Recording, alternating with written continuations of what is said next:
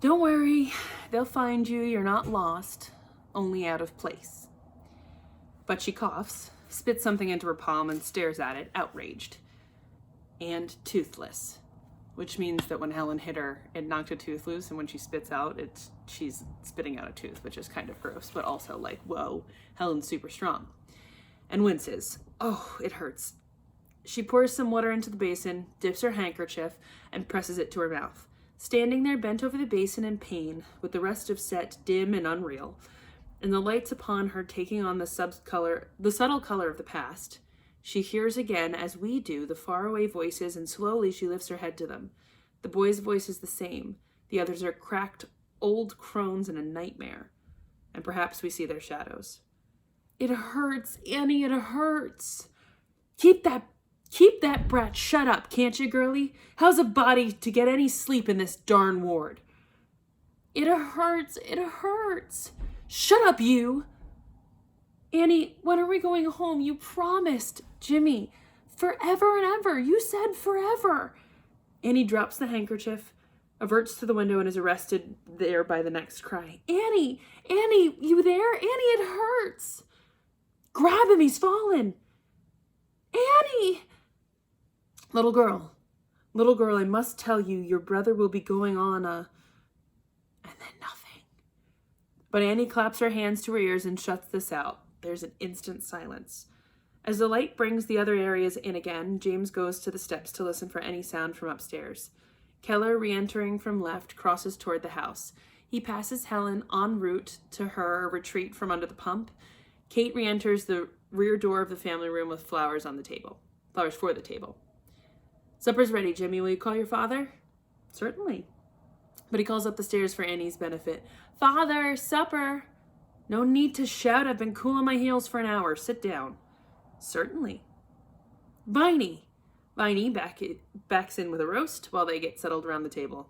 Yes, Captain, right here. Mildred went directly to sleep, Viney? Oh, yes, that babe's an angel. And Helen had a good supper? I don't know, Miss Kate. Somehow she didn't have much of an appetite tonight. Oh, dear. Well now, couldn't say the same for my part. I'm famished, Katie. Your plate. But where's Miss Annie? A silence. In her room. In her room? Doesn't she know hot food must be eaten hot? Go bring her down at once, Jimmy. Certainly. I'll get a ladder. What? I'll need a ladder. Shouldn't take me too long. What shouldn't take you? Jimmy, do as I say. Go upstairs at once and tell Miss Sullivan supper is getting cold. She's locked in her room. Locked in her... What on earth are you... Helen locked her in and made off with the key. And you sit here and say nothing? Well, everybody's been telling me not to say anything. He goes serenely out and across the yard, whistling. Keller, thrusting up from his chair, makes for the stairs. Viney, look out and back for Helen, see if she has that key. Yes, Miss Kate. Viney goes out the rear door. She's out by the pump. Kate goes onto the porch after Helen, while Keller knocks on Annie's door, then rattles the knob imperiously. Miss Sullivan, are you in there? Oh, I'm in here, all right. Is there no key on your side? Well, if there was a key in here, I wouldn't be sitting in here. Helen took it, and the only thing on my side is me. Miss Sullivan, He tries, but cannot hold it back. Not in this house. 10 minutes. I don't see how you managed it. He stomps downstairs again while Annie mutters to herself. And even I'm not on my side. Viney! Yes, Captain? Put that meat back in the oven. Viney bears the roast off again while Keller strides out onto the porch. Kate is with Helen at the pump, opening her hands. She has no key. Nonsense! She must have the key. Have you searched in her pockets? Yes. She doesn't have it. Katie, she must have the key. Would you prefer to search her yourself, Captain? No, I would prefer not to search her. She's almost took my kneecap off this evening when I merely tried to... James reappears, carrying a long ladder with Percy running after him to be in on things. Take that ladder back. Certainly. He turns around with it. Martha comes skipping around the upstage corner of the house to be in on things, accompanied by the setter bell. She could have hidden the key.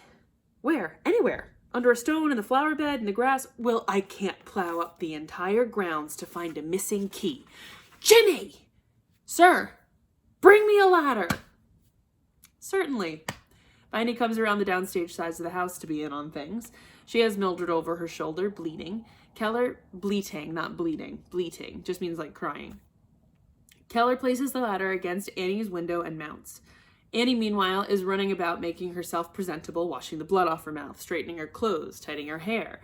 Another Negro servant enters to gaze in wonder, increasing the gathering ring of the spectators. What is Mildred doing up? Captain Woker, ma'am, all that hollerin'. Miss Sullivan! Annie comes to the window with as much an air of gracious normality as she can manage. Keller is at the window. Yes, Captain Keller? Come out. I don't see how I can. There isn't room. I intend to carry you. Climb onto my shoulder and hold tight.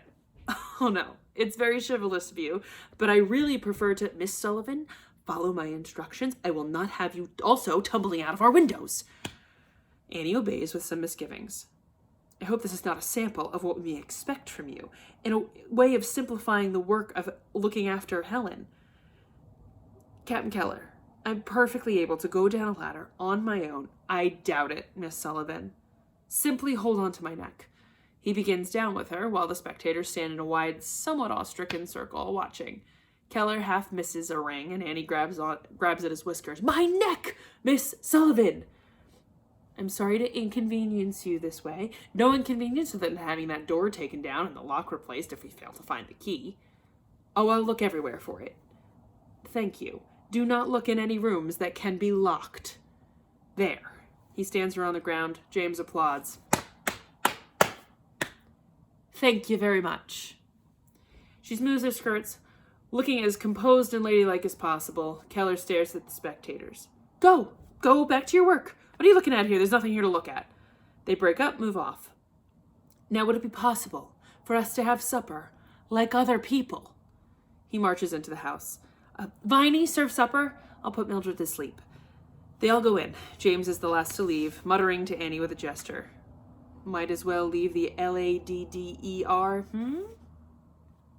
Annie ignores him, looking at Helen. James goes in too. Imperceptibly, the lights commence to narrow down. Annie and Helen are now alone in the yard. Helen seated at the pump, where she has been oblivious to it all, a battered little savage, playing with the doll in a picture of innocent contentment. Annie comes near, leans against the house, and taking off her smoked glasses, studies her, not without awe. Presently, Helen rises, gropes around to see if anyone's present. Annie evades her hand, and when Helen is satisfied she is alone, the key suddenly protrudes out of her mouth. She takes it in her fingers, stands thinking, gropes to the pump, lifts a loose board, drops the key into the well, and hugs herself gleefully. Annie stares, but after a moment she shakes her head to herself. She cannot keep the smile from her lips. You devil. Her tone is one of great respect, humor, and acceptance of challenge. You think I'm so easily gotten rid of? You have a thing or two to learn first. I have nothing else to do. She goes up to the steps of the porch, but turns for a final word, almost of warning. And nowhere to go. And presently, she moves into the house to the others as the lights dim down and out, except for the small circle upon Helen's solitary at the pump, which ends the act. All right, so that's the end of the act. I will see you for Act 2.